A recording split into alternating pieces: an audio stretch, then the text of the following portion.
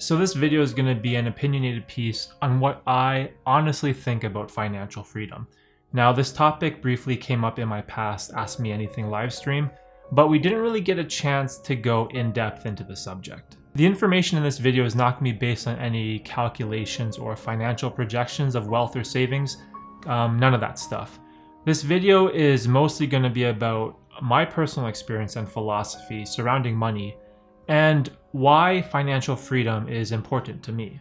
Sometimes this can be a difficult thing to admit, but money is important. Your personal finances are important. And even though I'd rather make videos focused on creativity, filmmaking, and productivity, I believe that, in all honesty, it would be foolish to ignore the topic of money because it plays such a huge role in all of our lives. Because look, at the end of the day, if we can't properly manage our finances in a responsible way, then it's going to affect the way we live our lives.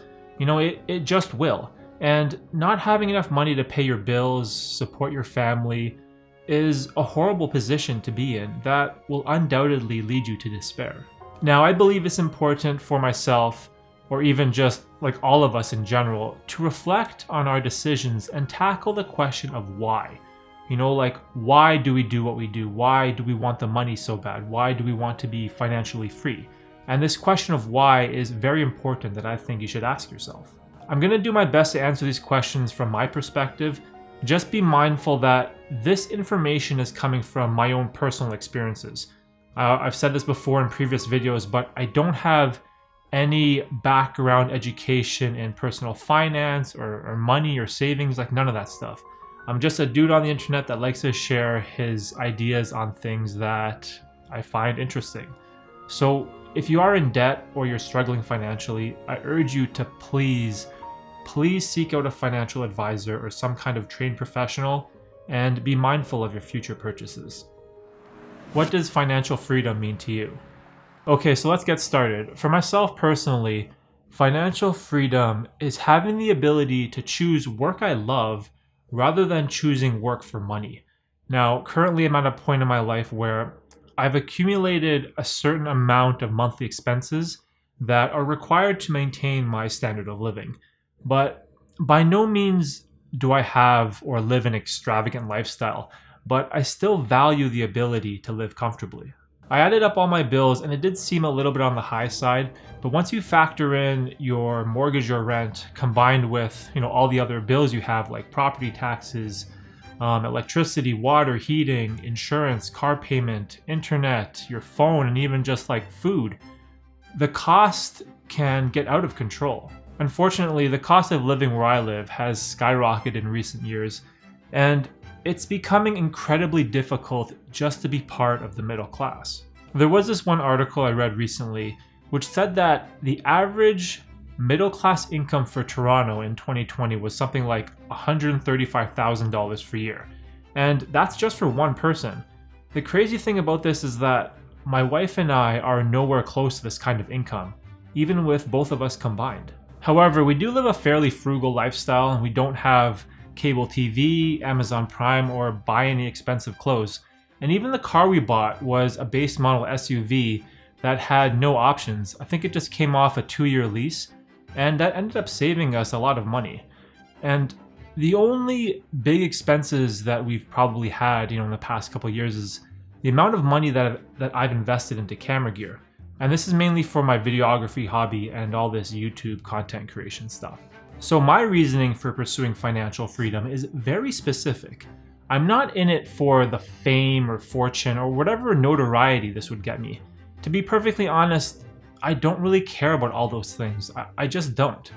What I want is the ability to live within my means. I want to maintain the current lifestyle I'm living and use whatever excess money I have to just free up my time.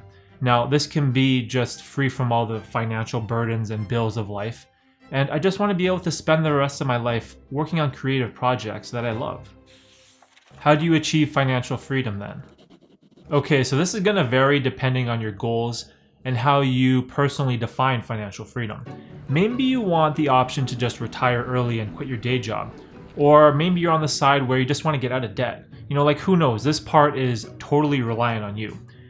But you need to take a moment and figure out what is the actual end game here? What's the goal? What's the plan? And what are the things in this world you value that you enjoy spending your money on? And what are the things you can live without? This part is definitely not easy, as it requires some foresight and life experience. However, don't use that as an excuse. Sit down and at least try to figure out, what do you love in this world that is outside the realm of materialism? And once you figure that out, then we can move on to the how. A couple months ago, I released a video on how to make money while chasing your dreams. If you haven't seen it, I'll leave a link above and in the description down below. Now, the idea I propose is that there is enough time in the day to work your day job while you build up your side business in your spare time. So what I've been doing is, I've been putting all of my free time and energy into creating these YouTube videos. Now, I do have a couple other side projects that I work on, like my podcast and my monthly AMA live stream, which I kind of do these things on occasion, but my main focus has been and always will be creating videos for this YouTube channel. The goal that I'd love to hit one day would be able to just make content creation my full-time career. And that's it. At the end of the day, that is what I want. It's the dream, it's the ambition, and it's what I believe is my true purpose in life. Because this is the type of work that I have a passion for and I love to do, regardless of the amount of money it makes. Okay, so backtracking to all the financial aspects of all this. In order for me to reach financial freedom, that scenario would require an income in the $35,000 per year range. Now, that probably doesn't seem like a lot of money. $35,000 per year is like what? Working a full-time job for $17 an hour? So by no means is this an exorbitant amount of money. You could probably get this type of salary on your first day as an Amazon delivery driver or something. However, the key I'm trying to explore here is that financial freedom doesn't always have to mean becoming a millionaire or living a life of luxury. It could almost just be a modest amount of money required in order to do the things you love. And that is what I believe true financial freedom is. Because look, there is this artificial trap society has created where, for whatever reason, we believe we need to fit in with everyone else in order to be happy. It's almost as if you need to get that high-paying corporate job like everyone else, finance a brand new car with options like everyone else, get your morning coffee from Starbucks like everyone else. I see this kind of behavior all around me, everywhere I go, and I think this is why so many of us are in debt. We are essentially trading our freedom away for the ability to fit in. And that is what debt does. It gives you the power to make deceptive purchases outside of your means. And it's a horrible burden that many of us are unfortunately living with. So what's the solution then? The only advice I can give you is what worked for me. Now, the way I view personal finance is that we all have this baseline level of income that I like to call the treadmill.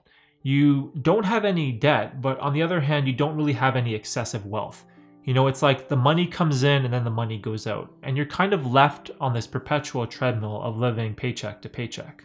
This is actually not as bad as you think.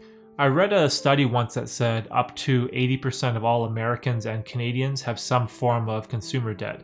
So this is a huge problem that we face here in North America.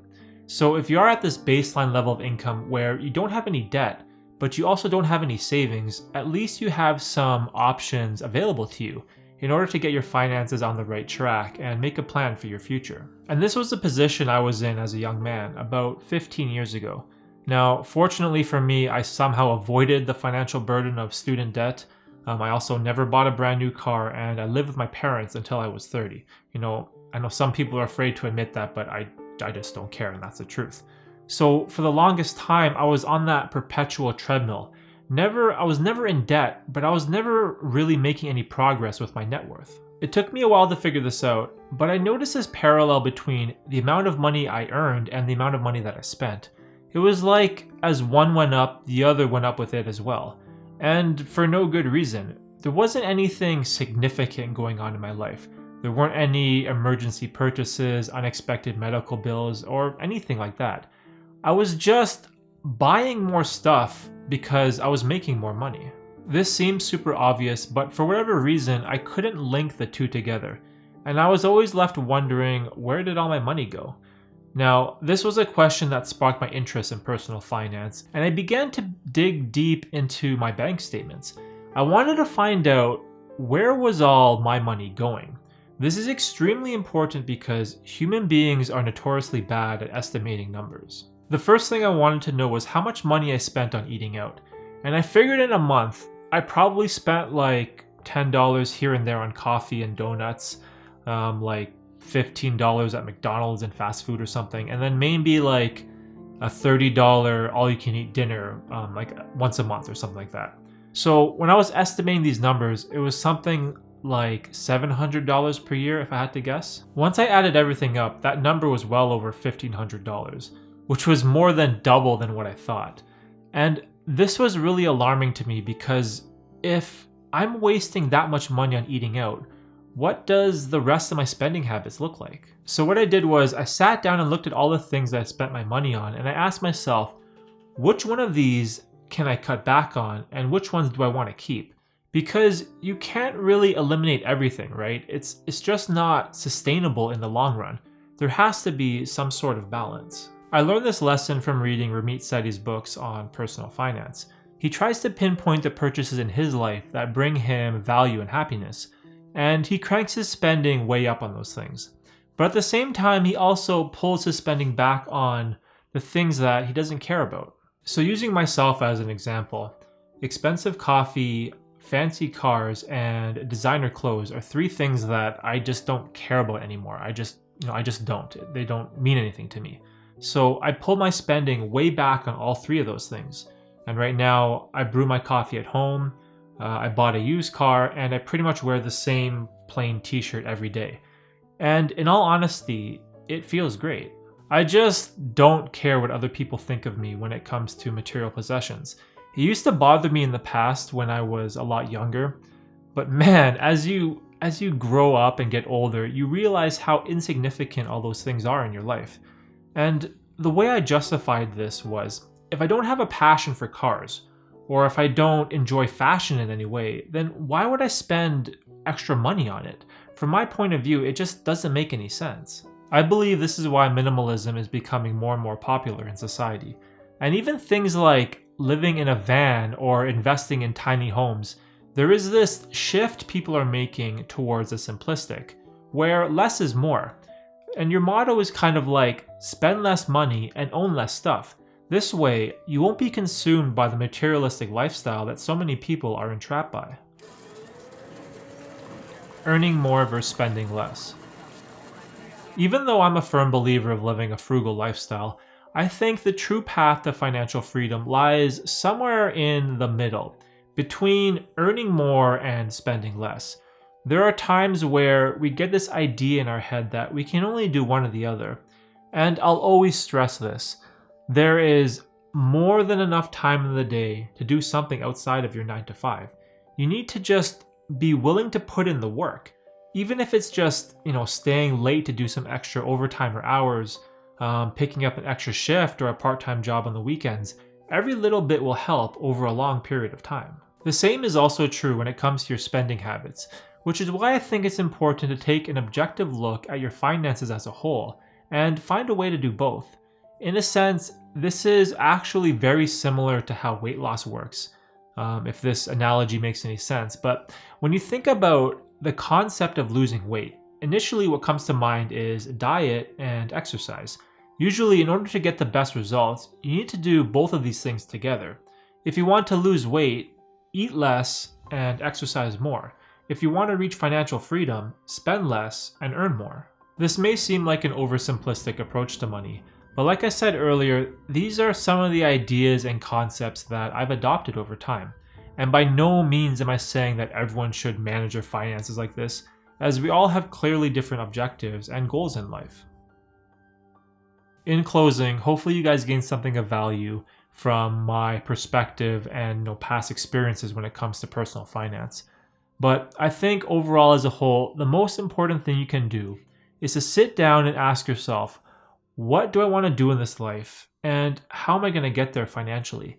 As these are two questions that are extremely, extremely important to ask that don't always have very clear answers. But hopefully, with the right amount of discipline and self-control, we can all achieve some form of financial freedom in the near future. Thanks for watching.